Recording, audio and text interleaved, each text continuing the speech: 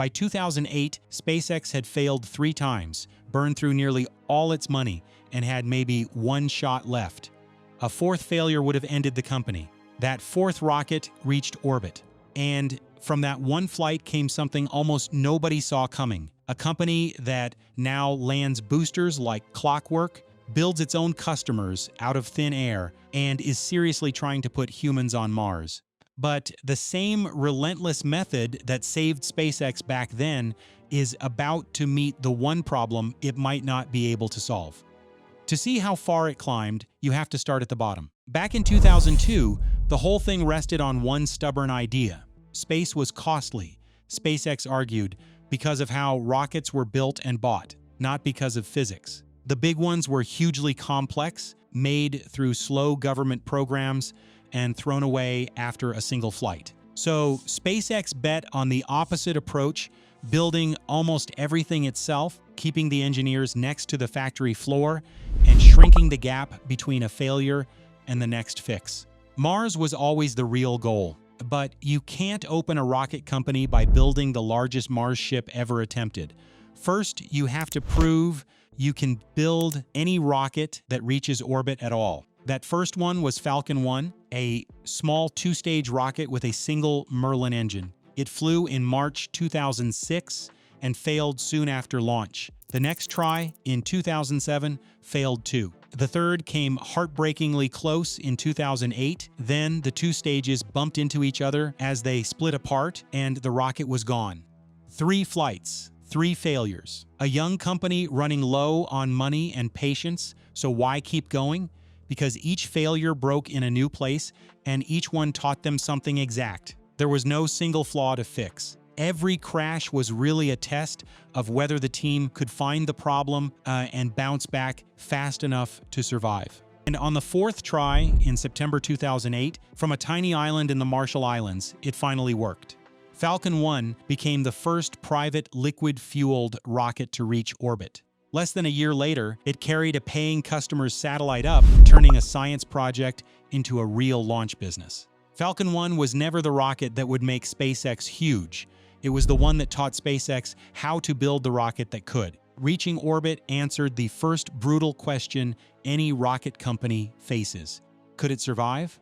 Yes, but surviving is not the same as lasting, and the next question was whether SpaceX could turn a working rocket into a real business. The answer had already started to form. NASA needed a new way to haul cargo to the space station after the space shuttle. So instead of building the system itself, it paid private companies to hit milestones. NASA picked SpaceX in 2006 and offered up to $278 million, paid out only as goals were met. Then, months after Falcon 1 reached orbit, it handed SpaceX a $1.6 billion deal for at least 12 cargo runs. That deal did far more than buy a few flights. It dragged SpaceX from a small rocket startup towards something much bigger. The station job needed a real spacecraft and a much larger rocket to carry it. That pressure took a loose idea called Dragon and turned it into a serious program. NASA did not hand SpaceX a finished future,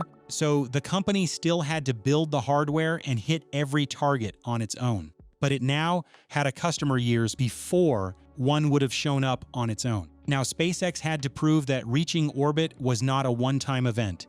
It had to do it over and over like a real service. The answer was Falcon 9, named for the 9 engines on its first stage. It reached orbit on its very first flight in June 2010. 6 months later, it launched Dragon, which circled the Earth, re-entered, and was recovered from the ocean in one piece. That made SpaceX the first private company to send a spacecraft to orbit and bring it home. Then, in May 2012, Dragon became the first private craft ever to reach the space station. In just a few years, SpaceX had gone from hoping to reach orbit to running part of the supply line for human spaceflight. None of this climb was smooth. In June 2015, Falcon 9 tore apart during launch and destroyed a Dragon packed with station cargo. A year later, another blew up on the pad during fueling, taking its satellite with it before it ever left the ground. These hurt in a way the Falcon 1 failures never did. Falcon 9 was no longer a science experiment, and NASA and big customers were leaning on it now. A launch business like this runs on one thing, and that thing is trust. 2 losses in 15 months put it in danger, so SpaceX grounded the fleet, hunted down the causes, and won that trust back. The record since suggests it worked. Trust, though, was only half of what SpaceX wanted. The thing it cared about most was the price of getting to space. Launch would stay expensive, it argued, as long as the priciest part of the rocket. The first stage with all 9 engines kept dropping into the ocean after one use. So the team set out to do something most of the industry laughed at. They were going to fly the booster back and land it. And this is where the story gets loud. To pull that off, the first stage had to separate, flip around, and light its engines again. Then it had to steer down through the air and touch down standing straight up. SpaceX practiced over water first, then aimed for floating platforms out at sea because the hardest missions left no fuel to fly all the way home. The early tries became famous for almost working. Boosters came in crooked, tipped over on landing, or smacked the deck and blew up. Here is the thing about those crashes. They were public, but they still added up.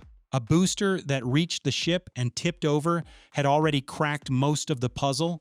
A booster that landed hard had still flown itself down under control. Every attempt shrank the unknown part of the trick, and on December 21st, 2015, a Falcon 9 first stage came home to Cape Canaveral and landed on solid ground. It was the first orbital rocket ever brought back in one piece.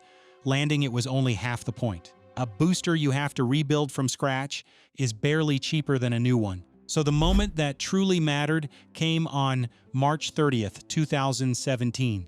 That day, SpaceX launched a satellite on a booster that had already flown once, then landed it a second time. The 2015 landing proved you could bring a booster home. The 2017 reflight proved a used one could go back to work. But even a reflown booster was only half of a much bigger dream, because the upper stage was still discarded on every mission. Making an entire rocket reusable, top to bottom, was a problem SpaceX would not truly face until years later, with a very different vehicle. From there, reuse stopped being a stunt and became a routine. The upgraded Falcon 9 arrived in 2018, built to fly again and again with less work between flights. By the end of 2024, the Falcon family had passed over 430 launches, with boosters reflown hundreds of times and a spotless record on those reflights. The shift is easy to miss because the landings turned boring, but the real change was hidden. SpaceX had to build inspection routines for flown engines, repair standards, recovery ships, port crews, and pads that could reset in a hurry. Then it had to run a whole fleet of boosters, matching each one to jobs by its age and wear. It started acting like a transport network. The factory no longer had to build a fresh booster for every flight, and that is a big reason SpaceX pulled so far ahead on how often it could launch. They proved they could scale it up, too. Falcon Heavy is 3 Falcon 9 cores bolted together, and it first flew in February 2018 with Elon Musk's own car as the payload. 2 of its boosters landed side by side, almost in sync. It never became the everyday workhorse. But it let SpaceX reach heavier payloads without designing a brand new rocket. By now, SpaceX had earned its trust back and shown it could fly the same rockets over and over. That teed up a question far bigger than cargo. Could it be trusted with human lives? NASA decided it was worth finding out. It moved from cargo to crew, paying SpaceX $2.6 billion to finish a version of Dragon that could carry people. Human flight is a different animal. It demanded a launch escape system, life support, docking with no pilot, and a level of safety checking cargo never faced. On May 30th, 2020, 2 NASA astronauts rode Crew Dragon to orbit. It was the first launch of people from American soil since the shuttle retired in 2011. The same company that needed 4 tries to loft a tiny rocket was now trusted with lives. Soon, it was flying crews on used capsules and used boosters, and in 2021, Dragon carried the first all-civilian crew to orbit. It never became a cheap airline to space, but it made private human spaceflight real. Now, All that cheap, frequent launch created a strange new problem. What do you fly when there is not enough to fly? A rocket firm usually waits around for governments and satellite owners to build payloads, and even a booster that can launch weekly sits idle without missions to fill it. SpaceX fixed this in the boldest way possible. It became its own customer.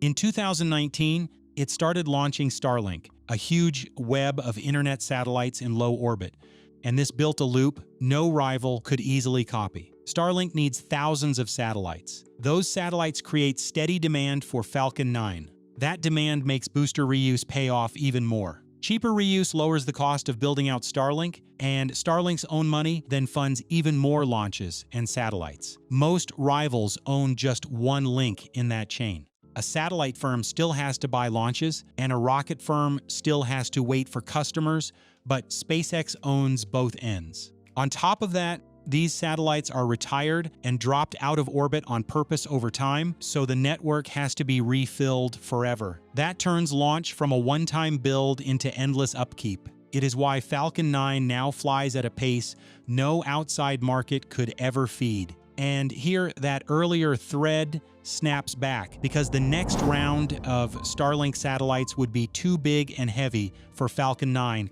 to haul in bulk. The very demand SpaceX built was starting to point at a rocket it had not yet finished. With the fleet humming, SpaceX became the backbone for far more than the internet. It flew national security satellites, science missions, and rideshares that let dozens of small craft split a single flight. The same basic rocket could carry Starlink, astronauts, cargo, military payloads, and deep space probes. That range is a big part of why Falcon 9 got so hard to beat, and yet, for all of it, Falcon 9 only ever cracked half of reuse. The first stage comes home, but the upper stage, the part that actually reaches orbital speed, is still discarded after every flight. That puts a floor under how low the cost can go. It also can't come close to the original dream because a real Mars push would need massive payloads refueling in space and a ship that can land on another world and fly again.